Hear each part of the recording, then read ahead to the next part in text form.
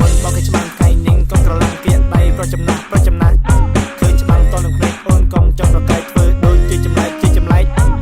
ខ្លួនដូចតារាសោភីងសរិយាអូនភ្លេចអស្នេហាភ្លេចអង្គគ្រាកន្លងធ្លាប់ជូចន់បងថ្លៃខលមកធ្វើអីមិនទៅស្ដាំទៀងស្រីឈប់ខលណាថ្លៃមិនទៅស្ដាំទៀងស្រីខលមកធ្វើអីប្រាប់តែថាមិនចង់ស្ដាប់ប្រាប់ហើយប្រាប់តែថ្លៃខលមកធ្វើអីមិនទៅស្ដាំទៀងស្រីឈប់ខលណាថ្លៃមិនទៅស្ដាំទៀងស្រីខលមកធ្វើអីប្រាប់តែថាមិនចង់ស្ដាប់ប្រាប់ហើយប្រាប់បងមកកុំស្ដាប់អូនមកកុំស្ដាប់ពេញមកកុំស្ដាប់មិនបាច់មកសំទោសអូនឯងគ្មានកំហុសបងទេខ្វះទាំងរួចប